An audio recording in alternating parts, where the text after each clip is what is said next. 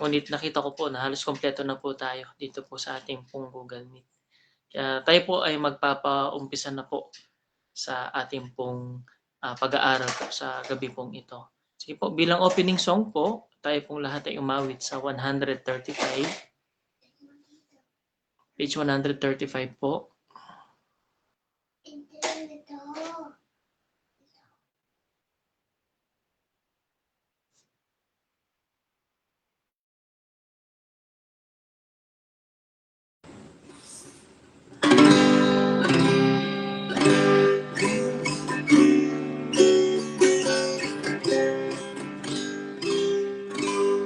Ako ay iyo, tinig mo'y dinig, badya sa aking pag-ibig. Kaya't matindi kong ninanais, nasa iyo'y umilig. Ilapit mo ako, Jesus, sa tinamat tiyanong krus. Ilapit mo ngayon, O Panginoon, sa dugo mong dinalo. Pagkabanalin ang paglilig ko, nang ako ay napuso. Nang matatanga pagtitiwala, at sa iyo'y sumunod. Ilapit mo ako, Jesus, sa tinamat tiyanong krus. Ilapit mo ngayon, O Panginoon, sa dugo mong dinalo.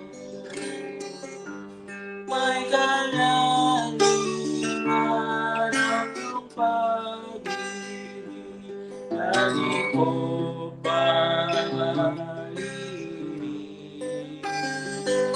Ngunit ang ilog ay tumatawid sa kakubanganin. Ilapit mo ako, Jesus, sa tinamat tiyanong krus. Ilapit mo ngayon, O Panginoon,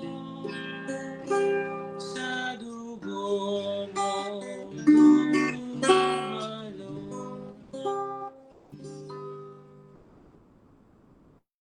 Purihin po ang Diyos sa ating pong inawit at minsan pa po tayong umawit sa 166. Kalooban mo ang siyang sundin. Kalooban mo ang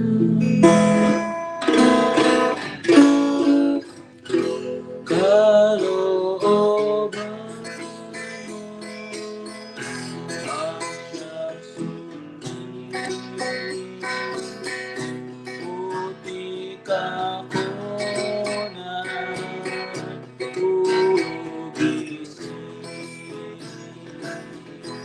ayon sa ibig mo ay gawin. Handa ako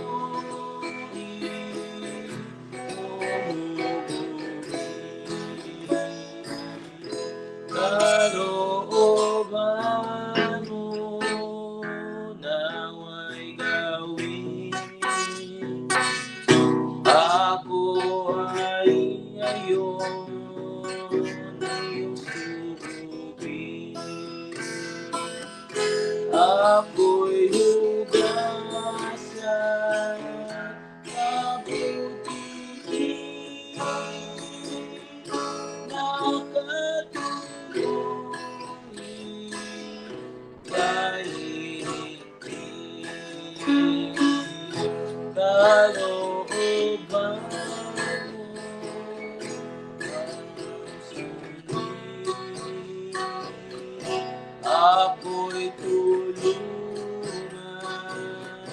ang dalangin.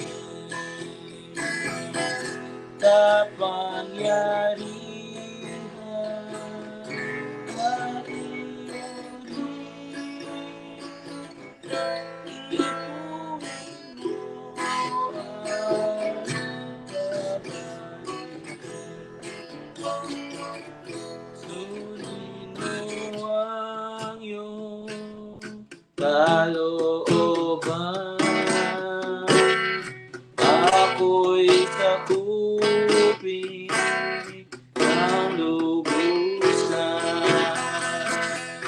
hanggang si Kristo ay mamasdan dahil sa aking kamatayan.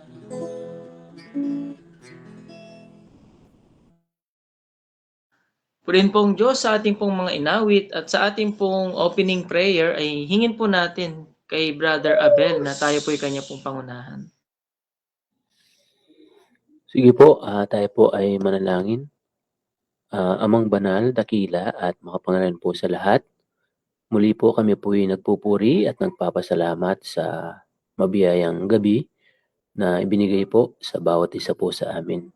Nagpapasalamat din po kami kahit may mga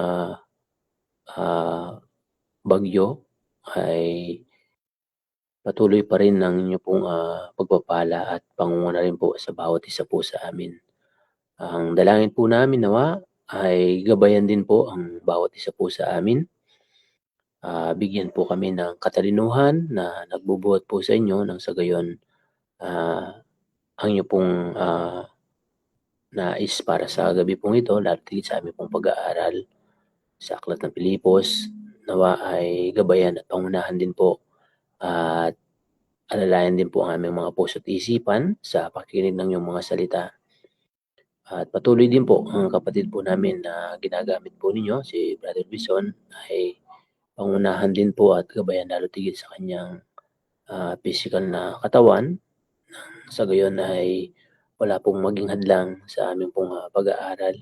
At patuloy din po sa aming pong internet connection, patuloy na pangunahan din po. Nang sa gayon din po ay wala rin pong malinaw din po namin na marinig ang inyong pong mga salita sa aming pong pagbubulay, pangunguna. At ganoon din po sa mga dadatnan po ng mga salita mo na mapapakinggan po sa aming pong FB Live ay maging malinaw din po sa kanila, lalo tigit maging kalakasan at hamon din po sa mga believer na makakapakinig at ganoon din po kaligtasan din po sa mga makakapakinig na wala pang tunay na pagkakilala. At maraming salamat po sa inyo po na pinagkakatiwala maging sa mga natitirang oras na aming pong pagsasama-sama sa gabi pong ito. Binabalik po namin ang mataas na pagpuri at salamat sa dakilang pangalan po na aming pong Panginoon Jesus. Amen. Maraming salamat po sa panalangin. At ngayon po ay magpapatuloy po tayo sa pag-aaral po natin sa Aklat po ng Pilipos. Ibibigay ko na po sa ating pong tagapagturo kay Brother Wilson Gutierrez po. Magandang gabi mga kapatid at tayo po ay magpapatuloy sa ating pong pag-aaral sa libro po ng Pilipos o sa Aklat ng Pilipos. At ngayon po ay tatalakayin po natin ang sa chapter 3. Ang basahin po natin yung dalawang huling talata. Sapagkat ang ating pagkamamamayan ay nasa langit, mula doon ay inihintay naman natin ang tagapagligtas, ang Panginoong Jesucristo, na siyang magbabago ng katawan ng ating pagkamababa upang maging katulad ng katawan na kanyang kalwalatian, ayon sa paggawa na may pagpapasuko niya sa lahat ng mga bagay sa kanya. At hindi na po tayo magpe-pray at naipag-pray na po ng ating kapatid ang ating pong Bible study. Tayo po ngayon ay magpo-proceed na dito po sa ating pag-aaral. Nung nakaraan po ay tinalakay natin yung unang bahagi po ng chapter 3 verse 20 kung saan ay tinutukoy po na ang tunay na dwelling place o tirahan ng isang tunay na mananampalataya ay sa langit. Kaya maliwanag po na ang salitang mula doon, ito po ay tumutukoy sa place o lugar. Mula doon, ito po ay walang iba kundi ang langit na tinutukoy po rito. At ang sabi ay inihintay naman natin ang tagapagligtas, ang Panginoong Hesukristo. Kaya maganda po ay atin muna pong muling balikan ang katotohanan po ng ating Panginoon sa kasalukuyan ay nandoon po siya sa langit. At mahalaga na makita po natin yan. At ma-establish po yung katotohanan po na ito. Bakit po siya muling bumalik doon sa langit?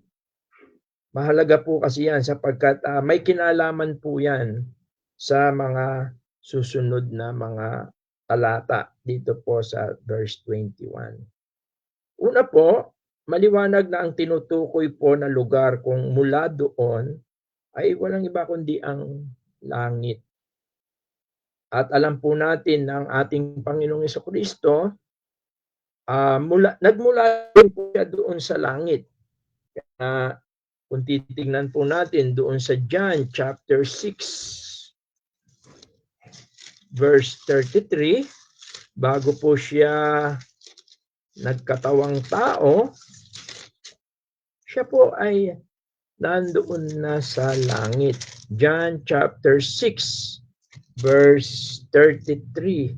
Ganito po ang ating mababasa.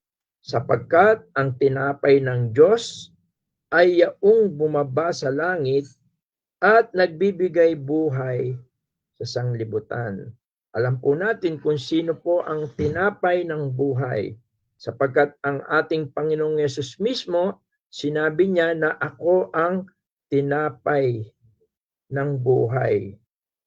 At dito po sa verse 38, sabi niya, sapagkat bumaba akong mula sa langit, hindi upang gawin ko ang aking sariling kalooban, kundi ang kalooban ng nagsugo sa akin.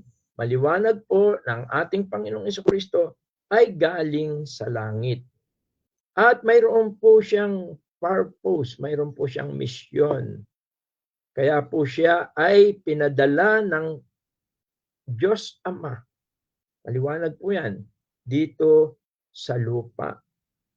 Kaya dito rin sa verse 62, ang sabi po, ano nga kung makita ninyong umakyat ang anak ng tao sa kinaroroonan niya ng una.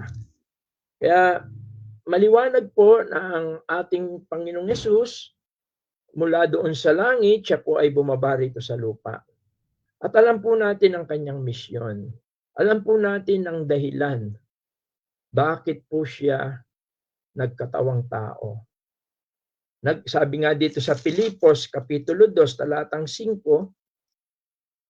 6, sabi niya na siya, bagamat nasaan yung Diyos, ay hindi inaring isang bagay na nararapat panangnan ng pagkapantay niya sa Diyos.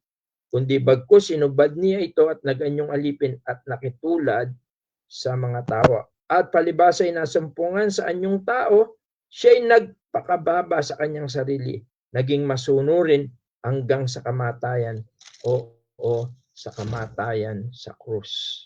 Yun po ang pinakalayunin ng ating Panginoong Yesus. Sapagkat sa pamamagitan ng kanyang kamatayan doon sa krus,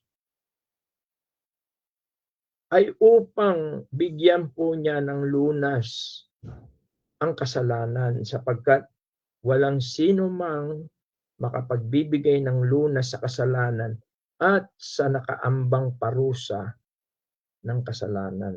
Kaya ang kamatayan po ng ating Panginoon, yun po ang kanyang misyon. Subalit, maliwanag po na siya po ay hindi nanatili namatay. Sa ikatlong araw, siya ay muling nabuhay. At yan po ang mensahe ng magandang balita. At alam natin na siya po ay, sa ating mga nagdaang pag-aaral, siya ay pagkatapos niyang mabuhay na maguli mula sa patay, mula sa kamatayan, siya ay nakisama sa kanyang mga alagad. At doon sa Gawa, Kapitulo 1, talatang 8 hanggang 11, pagkatapos na mapagbilinan ng kanyang mga alagad, siya po ay muling umakyat doon sa langit. At ayon po sa unang Pedro chapter 3 verse 21-22,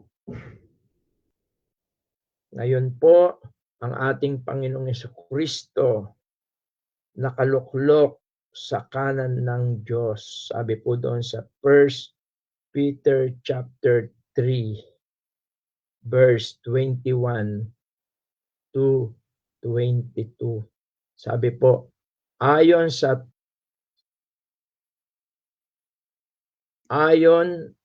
tunay na kahawig, ngayon naligtas sa makatidbagay ang bautismo, hindi sa pag-aalis ng karumihan ng laman, kundi sa paghiling ng isang mabuting budhi sa Diyos sa pamamagitan ng pagkabuhay na maguli ni Jesucristo, na nasa kanan ng Diyos pag-akyat niya sa langit. Ipinasakop sa kanya ang mga anghel at ang mga kapamahalaan at mga kapangyarihan. Actually po, ito pong bahaging ito, ang pag-akyat ng ating Panginoon, ang pag-upo niya sa kanang luklukan ng Ama, ito po ay isang prophecy na natupad sa panahon ng ating Panginoon ay namatay at muling nabuhay at umakyat doon sa langit. Ayon po yan sa Awit 110 verse 1. Awit 110 verse 1. Kaya yan po ay fulfillment. Isa po yan sa mga prophecy tungkol sa ating Panginoon. Sabi po rito, sinabi ng Panginoon sa aking Panginoon, umupo ka sa aking kanan hanggang sa aking gawing tungtungan mo ang iyong mga kaaway. Kaya ang pag-akyat po ng ating Panginoon mula doon sa langit ay isang katuparan na kung saan ay ang buong kapangyarihan dito sa lupa, doon sa langit, ay naipagkaloob po sa ating Panginoon. At yan po yung tagumpay, yan po yung kapangyarihan, no? Sapagkat sa kapangyarihan ng kamatayan at muling pagkabuhay ng ating Panginoon at ang pag-akyat niya doon sa langit, nangangahulugan po yan ng walang hanggang kapangyarihan. The highest position of authority ay napasakamay po ng ating Panginoon. At dahil po dyan ay maging ang kamatayan ay napagtagumpayan niya. Kaya doon po sa 1 Corinthians 15:51, 57, ang sabi po ron, o nasaan na kamatayan ang iyong kapangyarihan? 1 Corinthians 15:51-57, ang sabi po rito, Narito sinasaysay ko sa inyo ang isang hiwaga, hindi tayong lahat ay mga tutulog. Yan pong term na nangatutulog ay ginagamit na termino para lang po sa mga believer. Ang ibig sabihin po niyan ay kamatayan. Sabi niya, ngunit tayong lahat ay babaguhin. Sa isang sandali, sa isang kisap mata, sa huling pagtunog ng pakakak, sapagkat tutunog ang pakakak at ang mga patay ay mabubuhay na maguli na walang kasiraan. At tayo'y babaguhin. I-stop muna po natin doon. Yung salitang babaguhin. Sapagkat dito sa Pilipos, yan po ang tinutukoy niya. Mula doon sa langit, inihintay natin ang Panginoong Jesucristo, yung waiting dito, ito po yung rapture. At ito rin po yung sinasabi rito sa 1 Corinthians 15. At pansinin nyo yung sinasabi rito, twice na nabanggit. Ngunit tayong lahat ay babaguhin. Ang tinutukoy po rito yung mga believer. Sabi ko nga po sa inyo, yung salitang natutulog ay mga terminong ginagamit para po sa mga mananampalataya. Sa kanilang pagpanaw. Pero ang mahalaga rito, siya'y babaguhin. Ang sinasabi rito, na siyang magbabago ng katawan. Kaya napakahalaga po rito, itong katotohanan na ito. Okay, tuloy po natin. Verse 53, sapagkat kinakailangan na itong may kasiraan. Ito pong katawang mababa. Mamaya ay tatalakayin po natin yan, bibigyan din natin. Ginamit sa English yung vile body, humiliated body. Sabi niya, sapagkat kinakailangan na itong may kasiraan ay magbihis ng walang kasiraan. Yun po yung glorified body. At itong may kamatayan ay magbihis ng walang kamatayan. Datapwat, pagka itong may kasiraan ay mabihisan ng walang kasiraan, at itong may kamatayan ay mabihisan ng walang kamatayan. Kung magkagayon ay mangyayari ang wikang nasusulat, nilamon ng pagtatagumpay ang kamatayan. Saan naroon o kamatayan ang iyong pagtatagumpay? Saan naroon o kamatayan ang iyong tibo? Ang tibo ng kamatayan ay ang kasalanan, at ang kapangyarihan ng kasalanan ay ang kautusan. Datapwat salamat sa Diyos na nagbibigay sa atin ng pagtatagumpay sa pamamagitan ng ating Panginoong Jesucristo. Mahalaga ang pag-akyat ng ating Panginoon doon sa langit. Mula doon sa langit, siya'y bumaba, siya'y nanirahan dito sa lupa, siya'y nagpakababa, siya'y naging masunurin hanggang sa kamatayan niya doon sa krus para sa ating mga kasalanan. At siya'y muling nabuhay. At sa ika-4 na pong araw, siya'y umakyat doon sa langit. Yaan, yung pag-akyat niya sa langit, ang pagluklok niya sa kanang luklukan ng Diyos, ito ay nagpapakita ng kanyang kapangyarihan at pagtatagumpay sa kasalanan at sa kamatayan. Sapagkat kumbaga, siya yung nakatalo doon sa kasalanan. Siya yung nagwagi sa kamatayan. Kaya nga, pagkatapos ng kanyang pagkamatayan upang magkaroon ng paglilinis o yung tinatawag na purification for sin, siya ay umakyat doon sa langit. Hebrew chapter 1, verse 3. Sabi po sa Hebrew chapter 1, verse 3.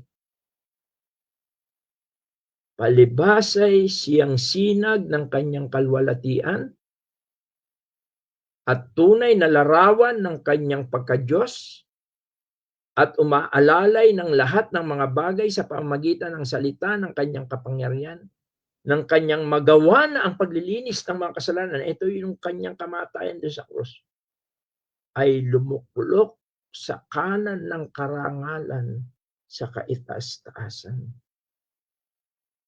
Kaya mahalaga po yung sinabi ni Pablo sa mga taga-Pilipos mula doon.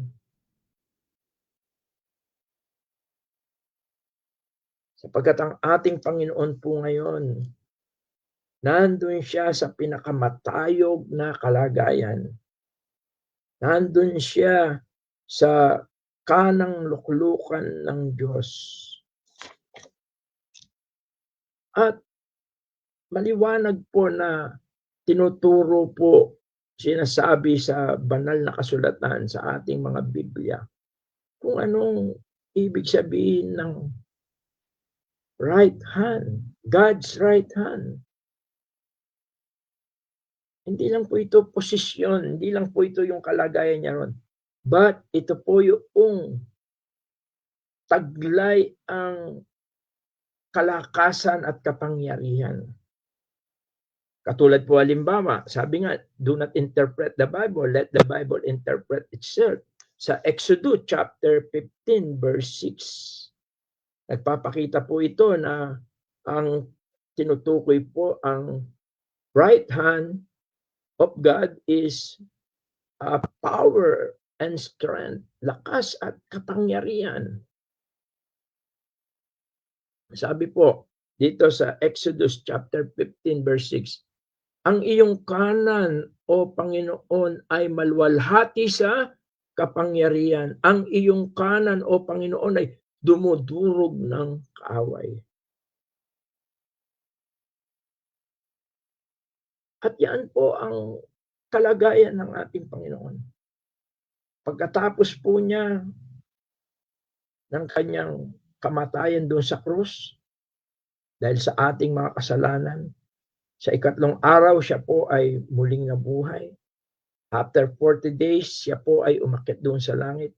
At siya, taglay po niya ngayon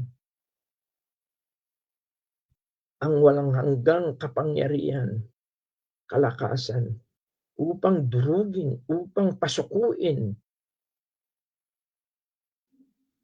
ang kanyang kaaway, at upang siya'y magtagumpay. Kaya yun yung victory over death. At tumutukoy din po ito sa kanyang pagkasasardote. Sabi nga sa Awit 110 verse 4, doon po balikan natin yung Awit 110 verse 4. Sabi po ron, sumumpa ang Panginoon at hindi magsisisi, ikaw ay saserdote magpakailanman ayon sa pagkasasardote ni Melchizedek. Although ang paglalarawan dito kay Melchizedek, si Melchizedek kasi hindi po siya alam kung saan po siya nagmula. At hindi rin alam kung paano siya nawala, no? Yung kanyang beginning and yung kanyang ending. Yun po yung inaalin tulad dito sa pagkasasardote ng ating Panginoon. At alam po natin kung ano ang pinakapangunahing gawain po ng mga saserdote. Sila ay naghahandog sa Diyos para sa ating kasalanan, para sa ikapatatawad ng ating mga kasalanan, para sa ikalilinis ng ating kasalanan. Hebrew chapter 10 verse 11.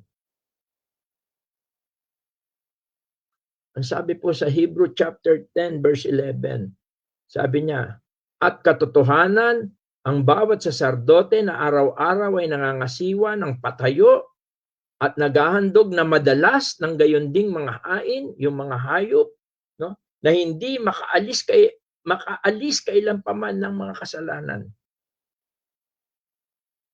Ngunit, sabi po rito, siya nang makapagandog ng isa lamang hain patungkol sa makasalanan, magpakailanman ay umupo sa kanan ng Diyos. Ang ating Panginoong Jesucristo naging sapat, although maraming mga saserdote ang gumaganap, pero kakaiba po ang ating Panginoon, sapagkat ang ating Panginoon bilang saserdote, ang sarili niyang katawan, ang kanya pong inihandog once for all. At pagkatapos noon, sabi ron, ay umupo sa kanan ng Diyos. Ibig sabihin, siya'y muling nabuhay. Kaya siya po ay nandoon sa langit.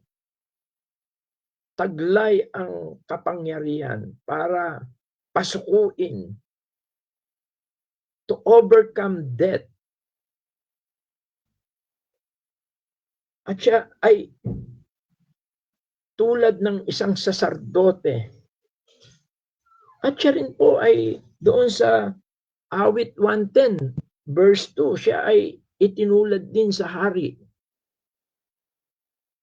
Na siya ay maghahari magpakailanman. Hindi lang siya, sabi ron, pararatingin ng Panginoon ang setro ng iyong kalakasan mula sa Sion, magpuno sa gitna ng iyong mga kaaway. Pansinin po natin yung the Lord shall send the rod of thy strength. Yung pong setro, dito sa English ginamit yung scepter o setro. Yung scepter po kasi ay ginagamit ng mga hari na siya yung nangunguna. Yun ang kanyang inahawakan, no? Scepter is an instrument of the king ruling. At ang Panginoon, siya yung magro-rule sa kanyang pagbabalik. Jesus will rule the earth when He returns. Kaya siya ngayon ay nandoon sa langit. Mula doon, ang sabi rito sa ating pinag-aaralan, no? Mula doon, inihintay natin, balikan natin po yung chapter 3.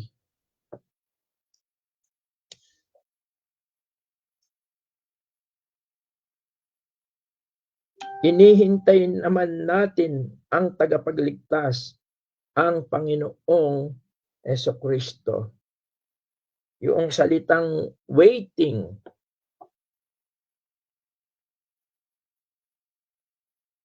although dito sa English ginamit yung we look for the Savior. Kasi yun po yung sinabi ng angel sa mga alagad, kung paano niyong nakikita, ganon din niyo siyang makikita. Kaya dito po sa English ginamit yung look pero dito sa Tagalog yung inihintay. Waiting. At dito sa 1 Corinthians 1:7 ay tignan natin yung mga parallel verse tungkol sa paghihintay. Ano pat kayo'y hindi nagkulang sa anumang kaloob. Ito po yung mga spiritual gift, no? Na nagsisipaghintay ng paghahayag ng ating Panginoong Jesucristo. Sabi po sa verse 7, so that you come behind in no gift, waiting for the coming of our Lord Jesus Christ. Ibig sabihin, habang nandun po siya, alam naman natin siya ay nagbigay ng mga kaloob, spiritual gifts, para gamitin sa paglilingkod po sa Kanya. At isang napakaganda na katotohanan po rito na habang inihintay natin yung Kanyang pagdating ay gamitin natin yung mga spiritual na kaloob. Yan yung sinasabi po rito. Ano pat kayo'y hindi nagkulang sa anumang kaloob na nagsisipaghintay ng paghayag. Ibig sabihin po, yung salitang waiting, parang hindi siya yung Ano bang salita po yung pwede nating gamitin? Hindi yung naghihintay ka na parang nakatahimik lang, nakatunganga, naghihintay. Hindi po ganoon, no? Passive siya. Yung paghihintay natin, habang naghihintay tayo, tayo po ay gumagawa. Hindi para maligtas, ang kaligtasan biyaya po eh. Tayo po ay naglilingkod. Ayon doon sa mga kaloob, yung mga spiritual gifts, yun yung po pinag-aaralan natin sa Sunday School. Kaya napakalaga na tuklasin mo yun. Agad-agad. Huwag natin patagalin. Sapagkat hindi natin alam kung kailan darating ang Panginoon. Sapagkat ibibigay sulit mo yon. Parang doon sa The Parable of the Talent. Yung mga pinag-iiwanan niya ng halaga. Kaya napakahalaga na magamit po natin yung mga kaloob na yon. Although dito, hindi lang yun ang bagay na tinutukoy ni Pablo tungkol po dito sa bagay na ito. At sa Titus chapter 2, 11 to 14, binanggit din po itong sabi niya, sapagkat napakita ang biyaya ng Diyos na may dalang kaligtasan sa lahat ng mga tao na nagtuturo sa atin upang pagtanggi natin sa kalikuan at sa mga kahalayan ng sanlibutan ay marapat mabuhay tayong may pagpipigil at matuwid at banal sa panahong kasalukuyan ng sanlibutan ito, verse 13, na inihintay yaong mapalad na pag-asa at ang pagpapakita ng kalwalatian ng ating dakilang Diyos at tagapagligtas na si Kristo, na siyang nagbigay ng kanyang sarili dahil sa atin upang tayo'y matubos niya sa lahat ng mga kasamaan at malinis niya sa kanyang sarili ang bayang masikat sa mabubuting gawa upang maging kanyang sariling pag-aari. Dito po, siguro ibaba ni sa verse 12, tingnan po natin. Ito po yung pamumuhay na gustong makita ng ating Panginoon. Ito yung pamumuhay na nararapat sa naghihintay sa ating Panginoon. Matuwid, banal. Sa panahong kasalukuyan po na ito. Habang inihintay natin yung mapalad na pag-asa po natin. Actually, yan po yung gawa ng Espiritu. Yan yung ating garantiya ng ating katubusan. Ephesians 1:13-14. Yung pamumuhay na matuwid, banal, pagpipigil, mga bunga po ng Holy Spirit yan. At doon sa 1 Thessalonians chapter 4, alam naman natin simula 13 hanggang 18, ito po ay yung tinutukoy po rito yung rapture. At mahalaga na ang isang Kristiyano ay nauunawaan niya ito. Nalalaman niya ito. Sapagkat ito yung kanyang pag-asa. Ang pagdating ng ating Panginoon. At ayon dyan, napakaliwanag na yung mga namatay, mabubuhay, maguli. Yung mga nabubuhay ay, sabi nga sa verse 15, sabay-sabay na, sabi ron, verse 16, yan, mabubuhay na maguli. Kung magkagayon tayong nabubuhay, verse 17, ay aagawin kasama nila sa mga alapaap. Ito yung rapture. Although hindi ko tatalakayin yung rapture ngayon. Pero ito yung paghihintay. Ito yung sinasabi ni Pablo mula doon. At nakita natin ang kahalagahan ng pagkabuhay na maguli ng Panginoon at ang pag-akyat niya doon sa langit.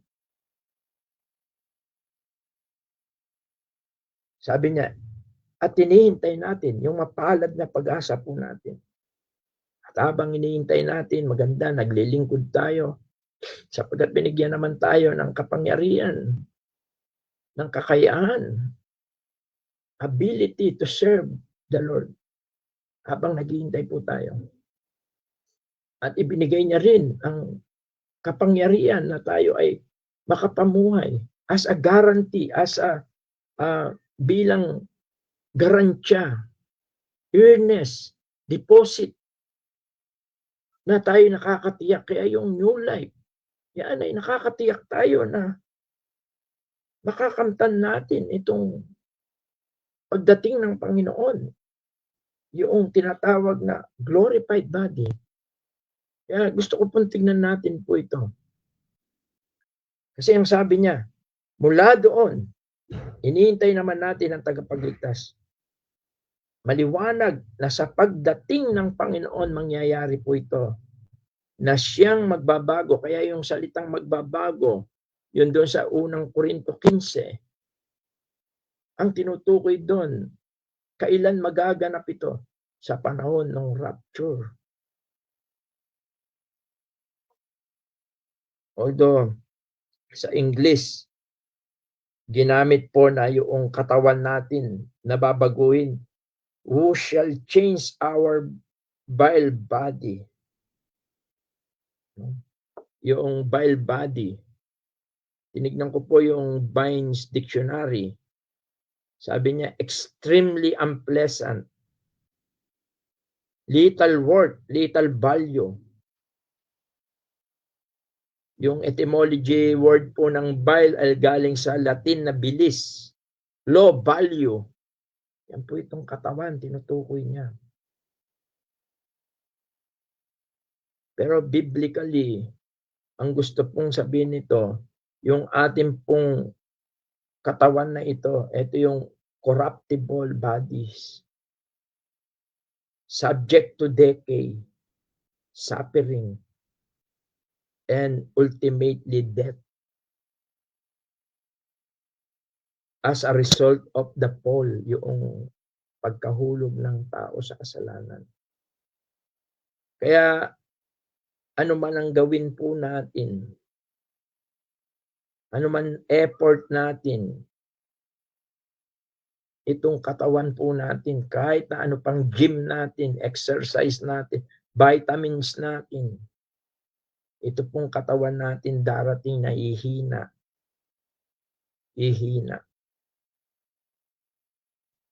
Hanggang sa ito ay mamatay.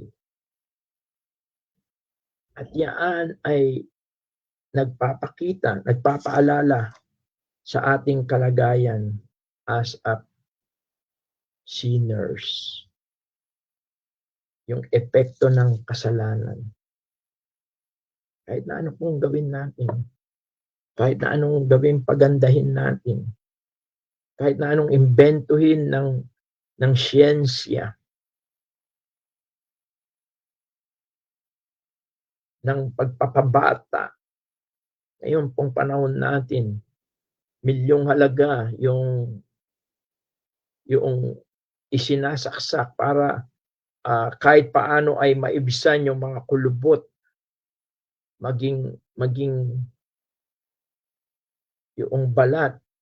Kaya kung minsan kami ni Sister Kay, naglo-lotion na po ako. Dahil parang tuyong-tuyo yung aking balat. Sa ayaw natin sa gusto. At yan, yung vile body, yan po yung katawang pagkamababa. Actually, dito yung salitang, yung sa Tagalog na katawan ng ating pagkamababa, ang tinutukoy dito yung ground sapagkat ito'y galing sa lupa.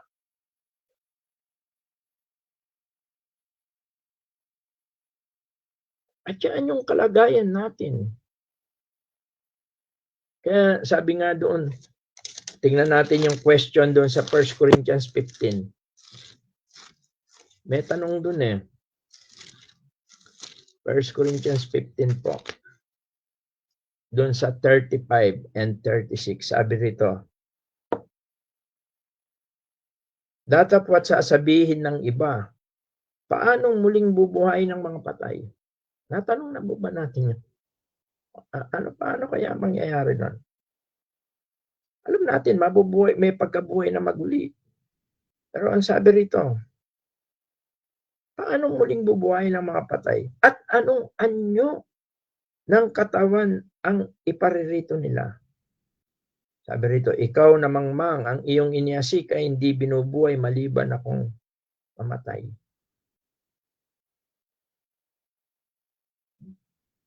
Napakalaga no, nitong pag-aaral po natin na ito. Sapagkat tunay na ang pagdating ng ating Panginoon, taglay ang kadakilaan, ang kapangyarihan, ang pagtatagumpay sa kamatayan. Siya pong magbibigay ng bagong katawan.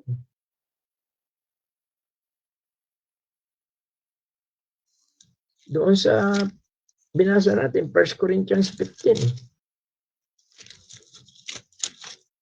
Huwag muna tayong umalis dyan. Marami pong, ang 1 Corinthians 15 po ay, bagamat sinimulan niya ito sa Ebanghelyo, sa magandang balita, ay tumutukoy ito sa pagkabuhay na maguli. Ang sabi po rito sa verse 38, datapwat ang Diyos ay nagbibigay ng katawan dito ayon sa kanyang minagaling at sa bawat binhi ay ang sariling katawan. Kaya ang Diyos po ang siyang magbibigay sa pamamagitan po ng ating Panginoong Jesucristo, na siyang namatay para sa kasalanan at muling nabuhay at umakyat doon sa langit at muling babalik. Yan po ang dahilan bakit babalik po ang Panginoon. Hindi lang po para isama tayo doon sa langit, kundi para tayo po ay bigyan niya ng maluwalhating katawan. Tayo po ay baguhin niya. Baguhin niya po.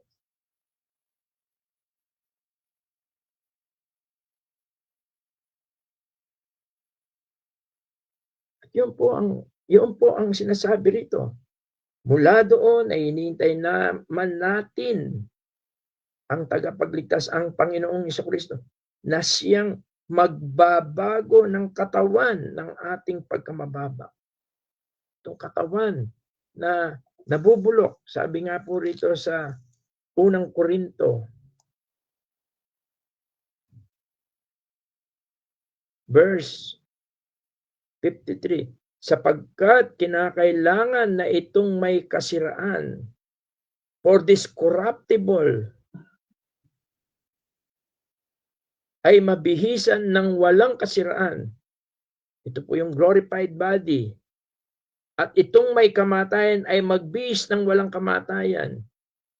Yun yung vile body, yung may kamatayan. At yung walang kamatayan, yun po yung glorified body. Dapat pagka itong may kasiraan, yun po yung katawan natin na mababa, ay mabihisan ng walang kamatayan. Kung magkagayon ay mangyayari ang wikang nasusulat, nilamon ng pagtatagumpay ang kamatayan.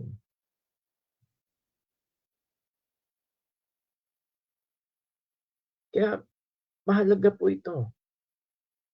Pero ngayon po, sa kasalukuyan, yung pong mga mananampalataya po na namamatay, ang kanila pong kaluluwa at espiritu ay nasa langit na. Sabi nga po yan sa absent in the body, present with the Lord, 2 Corinthians chapter 5. Pero sa pagdating po ng Panginoon, merong pagkabuhay. Mabubuhay uli yung katawan.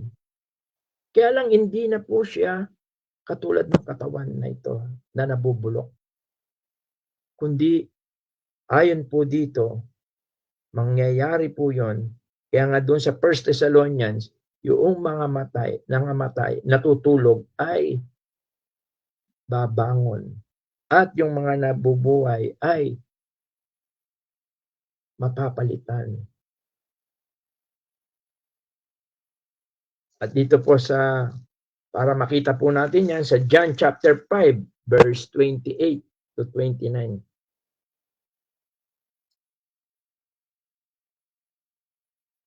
Sabi rito, huwag ninyong ipanggilalas ito, sapagkat dumarating ang oras na ang lahat ng nangasalibingan ay makaririnig ng kanyang tinig, at magsisilabas ang mga nagsisigawa ng mabuti at sa pagkabuhay na maguli sa buhay, at ang nagsisigawa ng masama ay sa pagkabuhay na maguli sa pag-atol. Ito po yung tinutukoy dito. Although yung mga unbeliever, similar din po sa chapter 20 ng Revelation, makikita natin, yung lagi natin pinag-aaralan, verse 11, verse hanggang 15, sila rin po ay mag-unite yung kanilang body, soul. No? Although ang kanilang espiritu ay nandun na sa Diyos, sila ay ibubulid sa dagat-dagatang apoy. Ito yung mga unbeliever. Sila ay patay spiritual. Alam po natin yan. Kaya, salamat sa Panginoon. Salamat sa kanyang kamatayan at muling pagkabuhay. Salamat sa kanyang pagtatagumpay. Salamat at siya'y muling nabuhay at siya'y nakaluklok doon sa kanan luklukan ng Diyos. Upang ang bawat tunay na sumampalataya sa kanya ay hindi na siya mahatulan. Sabi sa Roma 8:1, there is now no condemnation to those who are in Christ Jesus. At ito yung inihintay natin. At ito yung isang tinutukoy dito. Hindi lang yung tayo maglingkod, hindi lang yung tayo ay mamuhay, kundi ang inaasam-asam, yung mapalad na pag-asa ng isang Kristiyano ay mapalitan itong katawan na nakalulunos. Kahit na anong gawin natin, tayo nag-i-struggle. Gusto nating mamuhay ng matuwid sa Diyos, pero mayat-maya para tayo nagkakasala. We are groaning para tayong hindi natin nalulumbay tayo. Pero salamat, pagdating ng Panginoon, ito na yung total na katubusan ng ating katawan na ito. Sabi niya dito rin sa Romans 8 verse 23. Sabi rito, at hindi lamang gayon, kundi pati naman tayo na mayroong mga pangunahing bunga ng Espiritu, sa makatwid bagay tayo na may nagsisihibik din sa ating sarili. Sabi niya, even we ourselves groan within ourselves. Nagsisibik din sa ating sarili sa paghihintay ng pagkupkup na dilit iba't ang pagtubos sa ating katawan. Ang tinutukoy po rito, ito po yung sinasabi ni Pablo, na mula doon, iniintay natin ang ating tagapagligtas, ang ating Panginoong Jesucristo, na siyang magbabago ng katawan ng ating pagkamababa. Sapagkat ang katawang ito ay marumi, makasalanan, mabubulok, nabubulok, para siyang prutas na nabubulok. Napakapangit niya.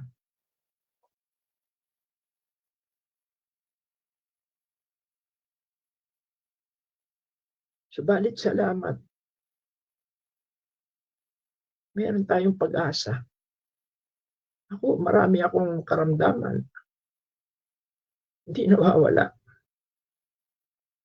Nadadagdagan pa habang ako'y nagkakaedad. Pero ako'y patuloy na naglilingkod. Pagkat umaasa ako, pagdating ng Panginoon, alam ko malapit na yun, mapapalitan itong katawan mo.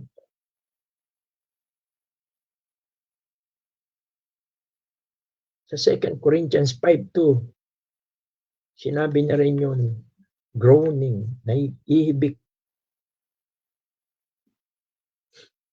Sabi ron, sapagkat tunay na sa ganito kami ay nagsisibik na nagnanasang mabihisang kami ng aming tahanang mula sa langit. Yun yung glorified body.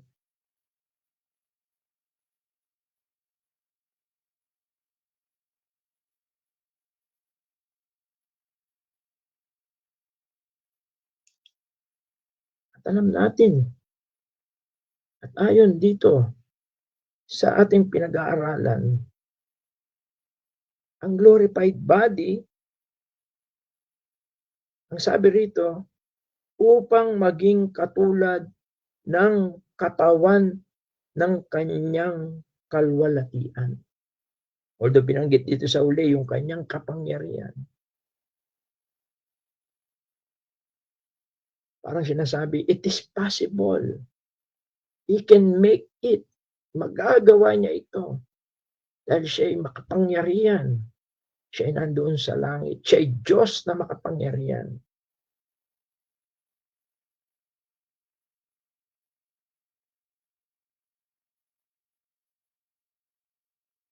Kaya, yan din po ang sinabi ni Juan sa 1 John chapter 3 verse 20.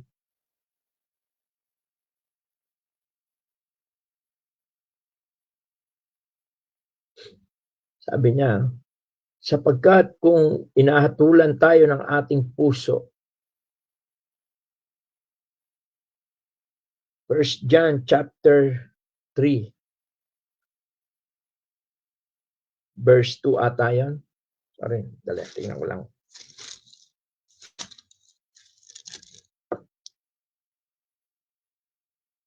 Yan, verse 2. 1 John chapter 3 verse 2. Beloved, mga minamahal, ngayon ay mga anak tayo ng Diyos. At hindi pa nahayag kung magiging ano tayo. Nalalaman natin na kung siya'y mahayag, yung pagdating po ng Panginoon, yung rapture, tayo'y magiging katulad niya. Sapagkat siyang ating makikita gaya ng kanyang sarili. Kaya yung glorified body po, ito po ay maliwanag na tulad po ng katawan ng ating Panginoong Jesucristo. Mahalaga rin na makita natin na ang katawan po ng ating Panginoong Jesucristo na namatay at muling nabuhay ay siya rin pong katawan na same body po yon. Wala pong, hindi po siya napalitan. Yung pong katawan na napako doon sa krus, yung pong katawan na inihimlay doon po sa libingan, na bagong libingan ni Joseph Arimatea, yun din po yung katawan na muling nabuhay. Kaya empty tomb po yun. Hindi po yun na nagkaroon ng bago. Yun din po yung katawan. Kaya merong empty tomb. Wala pong katawan doon sapagkat yung katawan po mismo na yun po yung nabuhay na maguli na katawan, yun po yung katawan din, yung resurrected body ng ating Panginoon. Yun din po yung kanyang katawan. Kaya lang nandun na siya sa glorified state, nandun na siya sa glorified na kalagayan after nung kanya pong na siya'y mabuhay na maguli mula sa mga patay. Kaya mapapansin po natin na nandoon yung mga bakas ng mga pako sa kanyang mga kamay. Sapagkat yun din po yung katawan. Kaya lang in a glorified state, nandun na siya sa glorified body. Nandun na siya sa kanyang glorified na kalagayan. John chapter 20 verse 7. At gusto kong makita po natin ito. Kaya kung gusto nating malaman kung ano yung glorified body, maganda makita natin kung ano po yung katawan ng ating Panginoon pagkatapos na siya ay nabuhay mula sa mga patay. Ang sabi po sa John chapter 20 verse 7,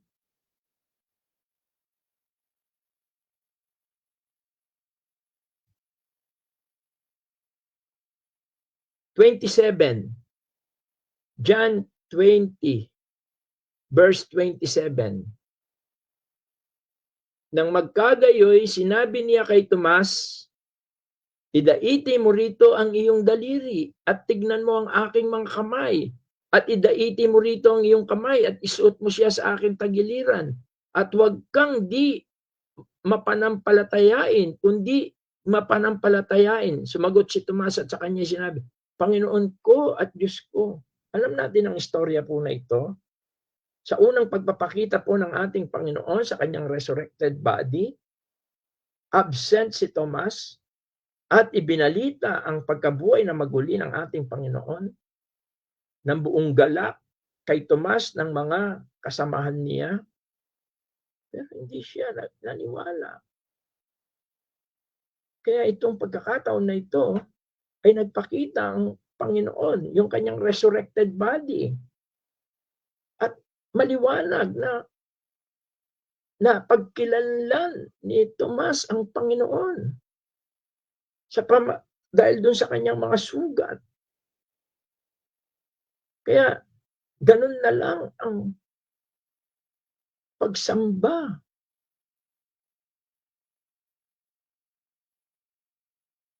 Pagsampalataya ni Tomas sa ating Panginoon.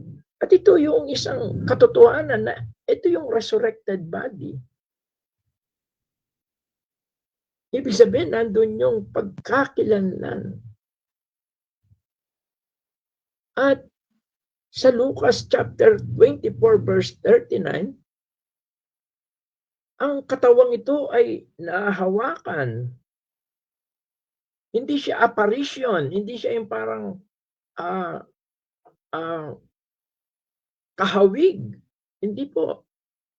Ayon sa Lucas chapter 24 verse 39, ang glorified, ang katawan ng ating Panginoon.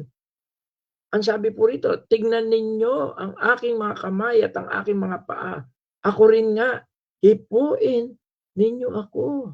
At tignan sapagkat ang isang espiritu'y walang laman at mga buto na gaya ng inyong nakikita na nasa akin. Yun yung katawan. Pwede mo siyang mahawakan. Pwede mo siyang mayakap. Sapagkat yun ang expression ng ako'y naniniwala ako na napakahalaga nun. Sapagkat kung hindi mayayakap o mahawakan, how can you express yung pagmamahal mo, yung kung gaano mo pagpapasalamat mo sa Panginoon o sa isa't isa sa atin. Pag nandun tayo sa langit, paano tayo magkakamayan, paano tayo yung mapadama yung pag-ibig natin sa isa't isa. Napakahalaga nito. At ito yung glorified body. At doon sa Lucas chapter 24, 40-43, ito ay pinapakain. No? Kumakain ng pagkain. Ang sabi po rito, at binigyan nila siya ng isang putol na isdang inihaw at kanyang inabot yaon ang ating Panginoon at kumain sa harap nila. At sinabi niya sa kanila, ito ang aking mga salitang sinasabi ko sa inyo nang ako'y sumasa inyo pa na kailangan matupad ang lahat ng mga bagay na nasusulat tungkol sa akin sa kautusan ni Moises sa mga propeta. Ito yung pagkatapos nila doon sa daan ng Emmaus. At kung titingnan natin doon sa chapter 24, simula 13 hanggang 19, sila'y nag-uusap. Pinalakas niya ang kanilang mga kalooban. No, parang siya nagtuturo. Parang nai-imagine natin. Ina-imagine ko na nakaka-bless siguro pagka ang Panginoon nang siyang nag-expound ng kanyang mga salita. Naririnig natin yon. Nadarama natin yon. Merong impact, merong yung mga insight niya. Naiintindihan natin, naliliwanagan tayo ron. At ang puso natin ay nag-aalam. Napakahalaga nun. At yun yung glorified body. merong komunikasyon. Nagtatanong tayo. Pwede tayo magtanong. Parang pagka nagba-Bible study tayo, lalo na pagka na-enlighten tayo, nalilip tayo.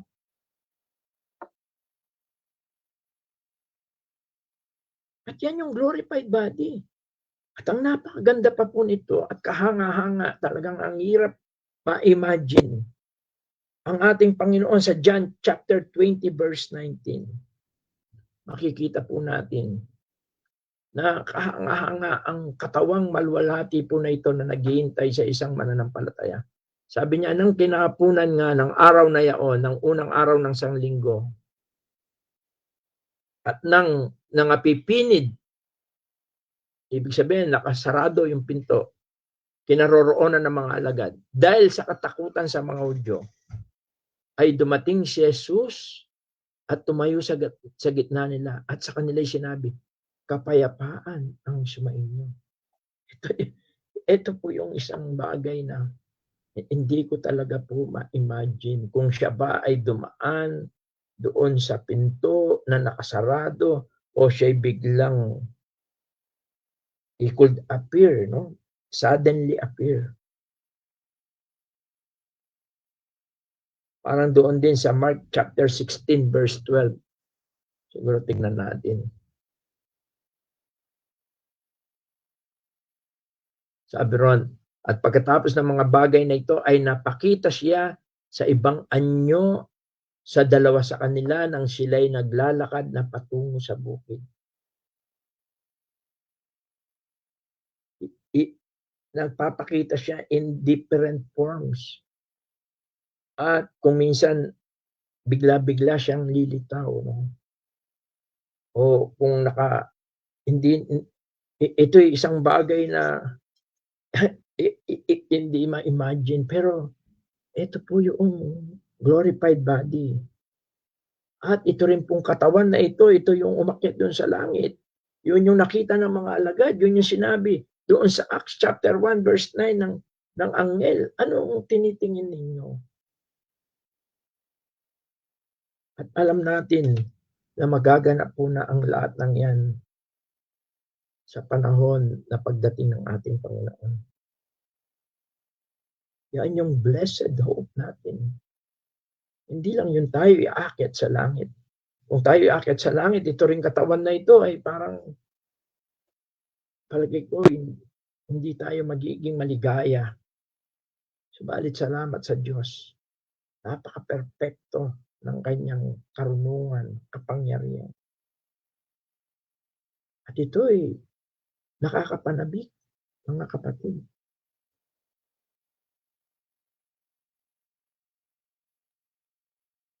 Ako minsan pagka talagang hindi ako makatayo sa sakit ng mga paa ko, minsan nasasabi ko, Lord, kailan kayo po darating? Sa anak ko, hindi ko na maranasan yung hindi na ako lumalakad, hindi na ako nakakatayo. Sana po, dumating na po kayo. Pero kung hindi pa po, hanggat kaya ko po,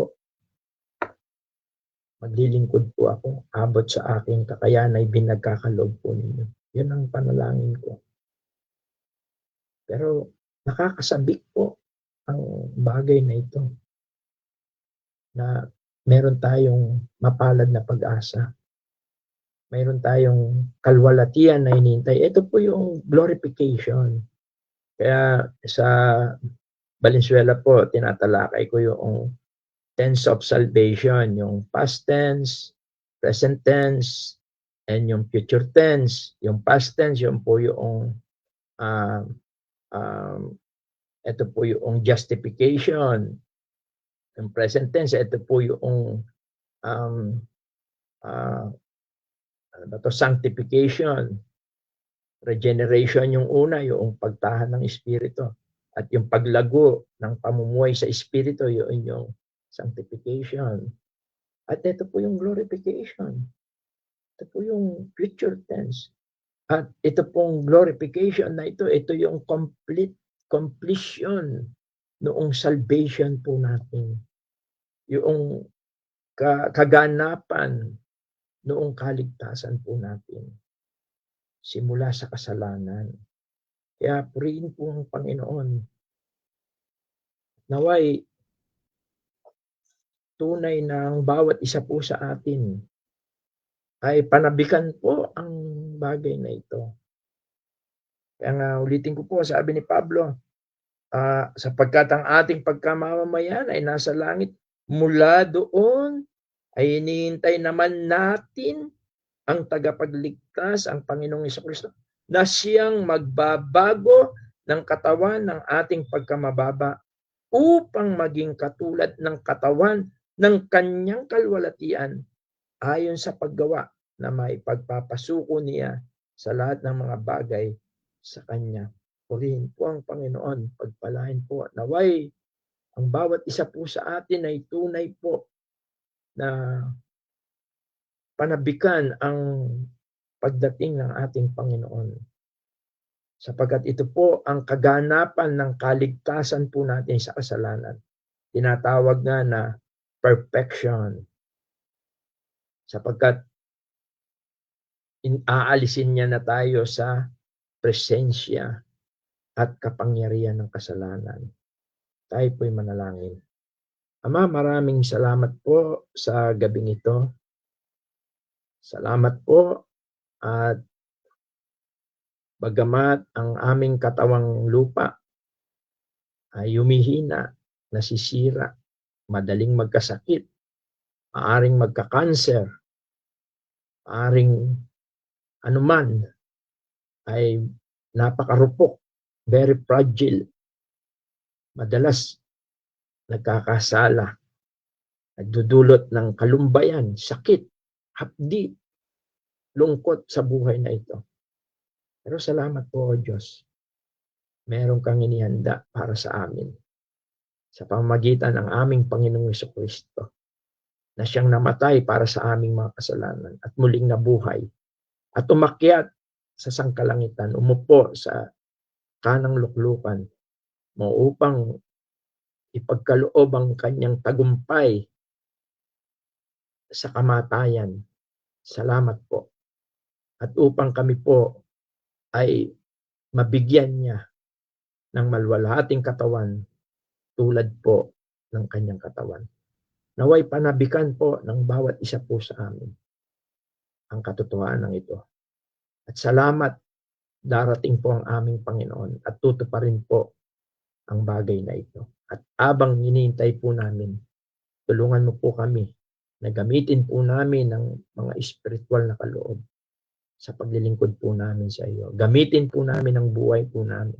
Gamitin po namin ang oras po namin. Gamitin po namin ang pag-aari namin para po sa iyong gawain.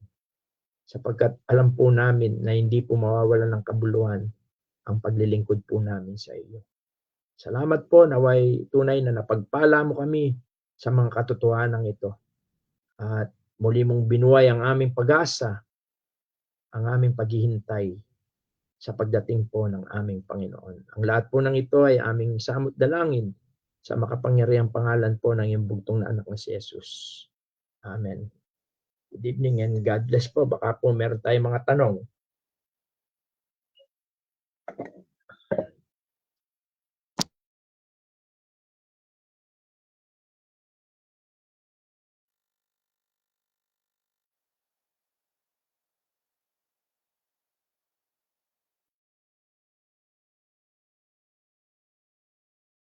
Po, maraming salamat po sa ating pong pag-aaral. At gaya po na sabi ng ating kapatid, kung meron po tayong katanungan, malaya po tayo magbukas po ng ating mga mic at tayo po ay makapagtanong po.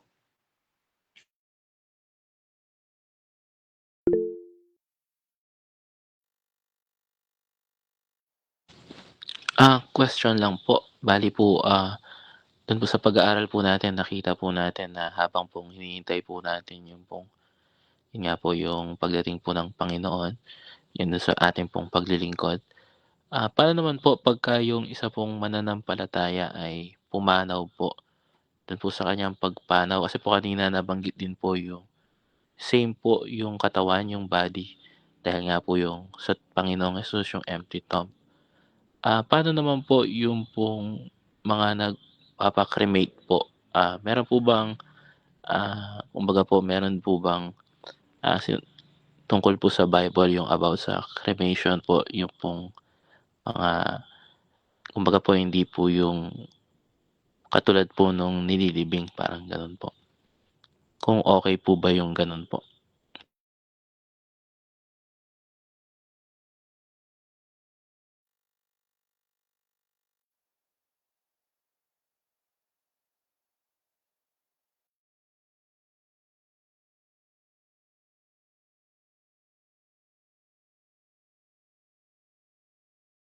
Sige po, marahil maghintay lang po tayo ng mga ilang sandali.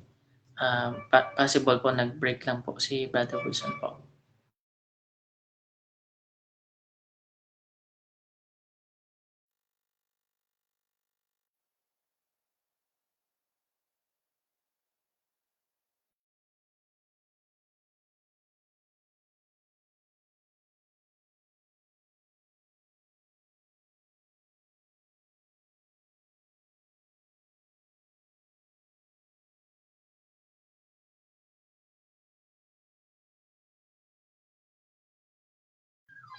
Ano yung tanong? Sige po, paulit ko na lang po, Brother Jan, kung okay lang po. Apo, bali yung question lang po dahil po kanina po yung pong nabanggit po, 'di po ba, yung empty tomb, same body po yung pong sa glorified body. Question lang po kung yung pong mga sa cremation po, yung pong mga nagpapa-cremate, okey lang po ba yung gano'n po, sa isang believer po? Una brother diyan yung sinasabi ko na same body yun sa Panginoong Yesus. Same body yon. Pero tayo hindi. Kaya nga nandun yung salitang papalitan, change. Kasi ito hindi na siya mare-reform. Ang maliwanag, ang ating Panginoong Jesucristo ay ang kanyang katawan na nahimlay, yung napako, yung namatay, yung nilagay doon sa tomb ni Joseph Arimathea. Same din yon. Siya rin yung nag-resurrect. At kaya lang nung siya nag-resurrect, nabalik na siya doon sa tinatawag na glorified state, no? Ngayon sa atin, ang alam ko ang sinasabi sa Bible, siguro tingnan natin yung Ecclesiastes ba yan? Tingnan ko lang muna, no? Ecclesiastes chapter 3. Sandali, tingnan ko lang.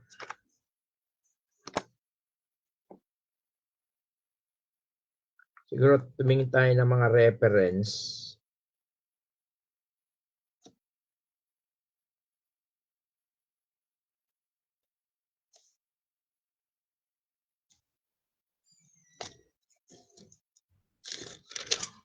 Pakitulungan na lang ako. Ay, pagka sinabi ko na lang, pakiano na lang ni. Ayun, tama. Ecclesiastes chapter 3, verse 20.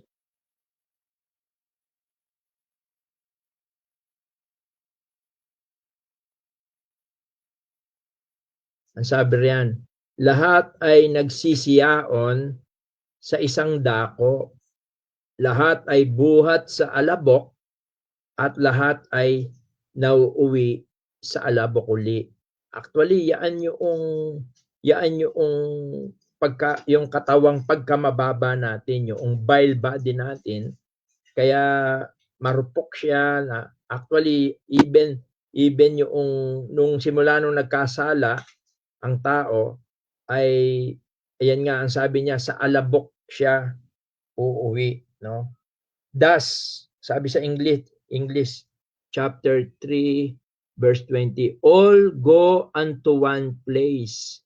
All are of the dust and turn to dust.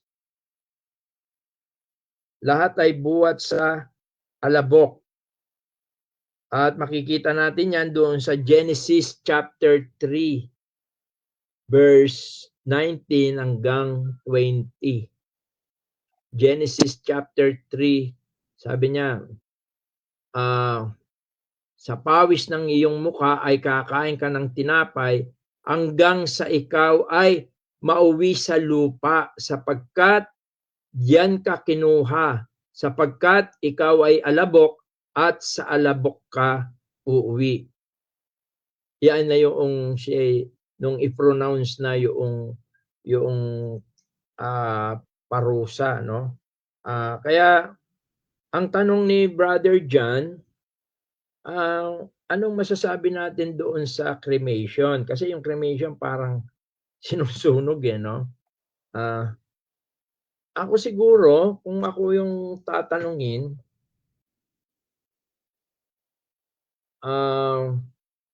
although wala namang maliwanag sa Bible kung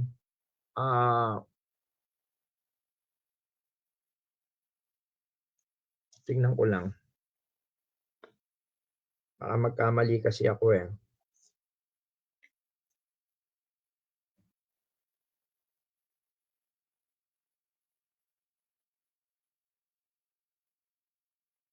Sa Amos chapter 2. Ito nag-open lang ako ng Amos chapter 2.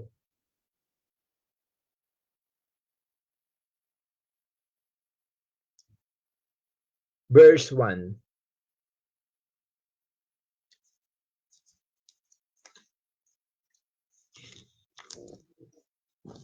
Sabi rito, ganito ang sabi ng Panginoon. Dahil sa 3 pagsalangsang ng Moab, dahil sa 4, hindi ko ihiwalay ang kaparusahan sa kanya. Sapagkat kanyang sinunog ang mga buto ng hari sa Edom na pinapaging apog. Kumbaga parang against ang Panginoon sa ginawa ng Moab, no? Dahil siya ay kumbaga ay kinremate niya, sinunog niya yung mga patay, yung mga buto. At may reference yan dito, chapter 1.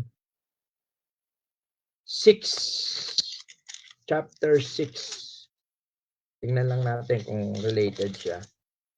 6 verse 8.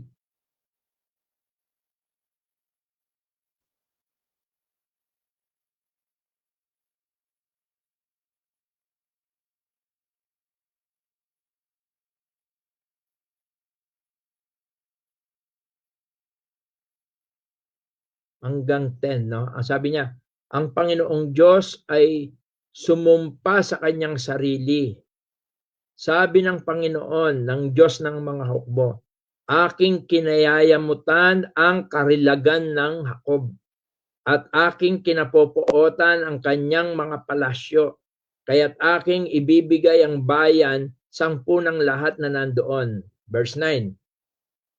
At mangyayari kung may matirang 10 tao sa isang bahay na pawang mga mamatay, verse 10, at pagka itataas siya ng amain sa makatwidbagay ng mga sumusunog sa kanya upang ilabas ang mga buto sa bahay at sasabihin doon sa nasa pinakaloob ng bahagi ng bahay, may kasama pabagang sinuman, at kanyang sasabihin, wala. Kung magkagayoy kanyang sasabihin, tumahimik ka sapagkat hindi natin mababanggit ang pangalan ng Panginoon. Kumbaga, makikita natin na against ang Panginoon sa gawain na yon, no? Yung sinusunog, yung patay, or kaya dito makikita natin hindi tayo pwedeng tumawag sa Panginoon dahil nga yung ginagawa nila ay sinusunog nila yung mga patay. Ilang mga talata lang siguro ito sa aklat ng Amos, no? Although siguro minsan ay tignan natin, pero ako sa akin mas maganda yung ang katawan ay sabihin natin na maagnas siya sa yung kanyang natural, no, yung natural na pagkasira ng katawan. Kaya although dito maliwanag na walang tuwiran na sinasabi na masama pero parang nakita natin against ang Panginoon.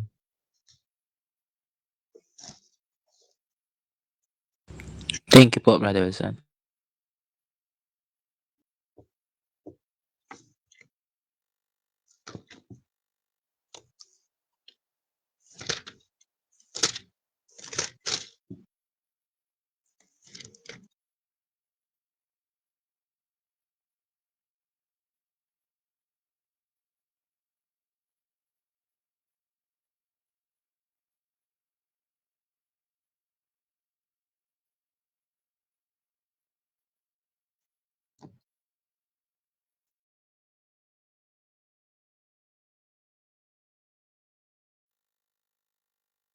Po, maraming salamat po sa ating pong katanungan at kasagutan po. Sige po mga kapatid, baka meron pa po tayo. Question po.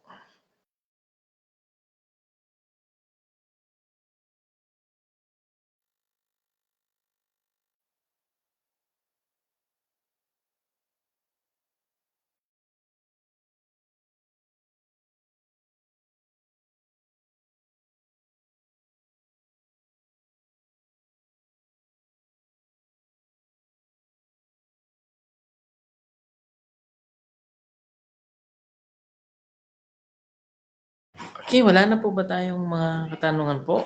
Pwede ko pong pasuyo po ang sa Facebook Live po natin kung may question po.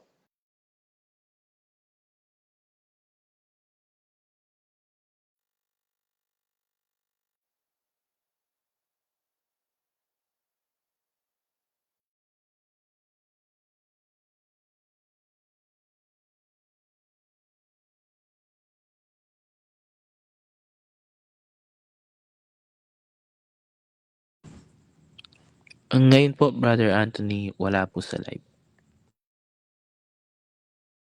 Okay, thank you. Kung wala na po tayong katanungan, purihin po ang Panginoon, ang Diyos sa ating pong mga napag-aralan. At ngayon po, sa ating pong pagwawakas, hingin po natin kay Brother Norman po ang closing prayer po natin. Sige po mga kapatid, tayo po ay manalangin. Ama naming Diyos na banal, dakila at makapangyarihan po sa lahat, muli ka po naming pinupuri at pinasasalamatan po sa napakabiyayang mga sandali na inyo pong ipinagkaloob po sa amin sa pag-aaral po ng inyo pong mga salita. Maraming salamat din po sa mga napag-aralan po namin.